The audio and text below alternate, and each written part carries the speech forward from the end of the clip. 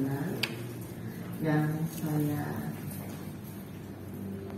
sayangi dan banggakan para tim penyidik Kejaksaan Negeri Kendal. Oke, untuk produksi batu bata sehingga AR dengan kondisi yang ada, yang diketahuinya saat itu berinisiatif ingin melakukan tukar menukar tanah kas desa dan berkomunikasi secara insentif dengan CS sebagai kasih pemerintahan di Kecamatan Cepiring yang sudah sebelumnya mempunyai pengalaman untuk tukar menukar tersebut. Nilai tanah tersebut adalah 8,4 miliar. Kemudian itu KJPP yang pertama. Kemudian waktu diajukan sebagai jaminan kredit dengan kondisi yang sama itu adalah sekitar 10 miliar 160 sekian miliar. Tetapi untuk menghitung nilai kerugiannya, BPKP sesuai dengan Undang-Undang Perbendaharaan Negara bahwa kerugian negara harus secara nyata dan pasti, sehingga mengambil rujukan dari nilai tanah berdasarkan BPHTB yang sekitar 4,9 M. Nah, bagi kami, karena ini ada yang tidak secara fix bisa kami tentukan, maka sebenarnya untuk nilai tersebut bukan langsung pasal 18 itu, coba kita perhatikan di A-nya itu bisa merampas tanah tersebut, kalau di B bisa dituntutkan membayar uang pengganti. Sedangkan nilai tanah, nah ini karena ada yang berbeda itu, bisa saja kami akan memakai lagi asosiasi profesi dari penilai publik ini dari MAPI, tetapi itu karena bersifat profesional, biayanya cukup besar dan kami harus mengajukan secara berjenjang untuk mendapatkan biaya. Untuk itu, kalau KJPP kemarin saja 120 juta ya, nah ini kita harus menyediakan minimal anggaran seperti itu dan harus dimintakan sampai ke pusat. Nah, kami belum mendapatkan data itu, tetapi berdasarkan hasil diskusi bersama penyidik, saya menyampaikan kita bisa menggunakan pasal 18 huruf A tadi, itu untuk nilai kerugian. Kemudian tadi yang kedua, sementara kami belum bisa memutuskan kalau misalnya hanya berupa asumsi. Tetapi ini tidak menutup kemungkinan apabila ada bukti yang cukup jelas yang nanti kami jadikan sebagai minimal alat bukti yang cukup, maka bisa ditetapkan atau bisa berkembang menjadi tersangka lainnya.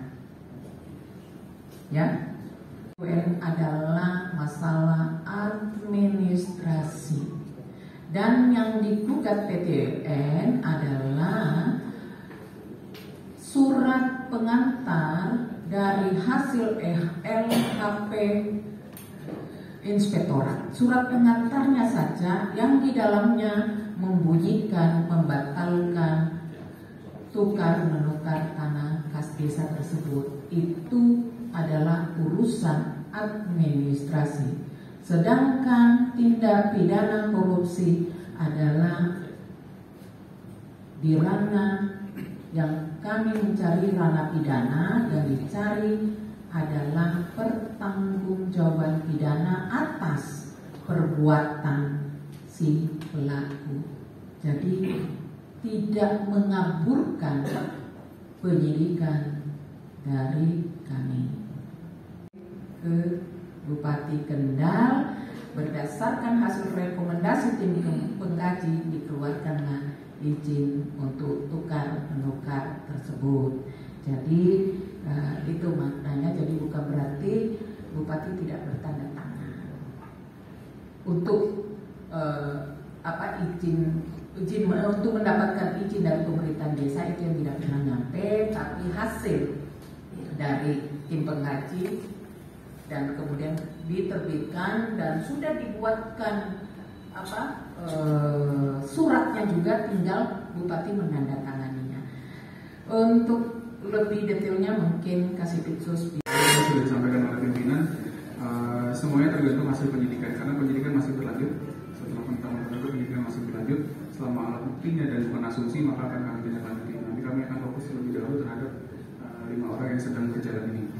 Kemudian beberapa saksi yang sudah diperiksa, saat ini sudah sekitar 67 orang yang sudah kami periksa saksinya, termasuk saksi ahli 3 orang. Kemudian kedepannya mungkin akan bertambah, nanti akan kami update. Kemudian terkait fakta perikatan terjadi sebelum adanya Agustus, ya betul. Jadi itu salah satu modusnya, sebenarnya sudah ada perikatan jual beli antara investor dengan tanah pengganti. Padahal seyogianya tanah pengganti itu ditentukan setelah musdes, apakah setuju untuk dilakukan tukar-tukar atau tidak. Kemudian baru dilanjutkan dengan pencarian tanah pengganti. Nanti hasil pencarian tanah pengganti baru dimusdeskan kembali. Mungkin seperti itu.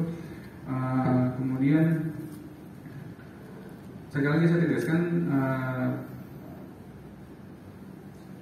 proses dari desa menuju Bupati itu melalui camat. Jadi permohonan izin setelah melalui seolah-olah sudah memenuhi kriteria ataupun persyaratan tukar guling sebagaimana ketentuan Permendagri 1 2016, pihak desa kemudian mengajukan permohonan izin ke Bupati melalui camat.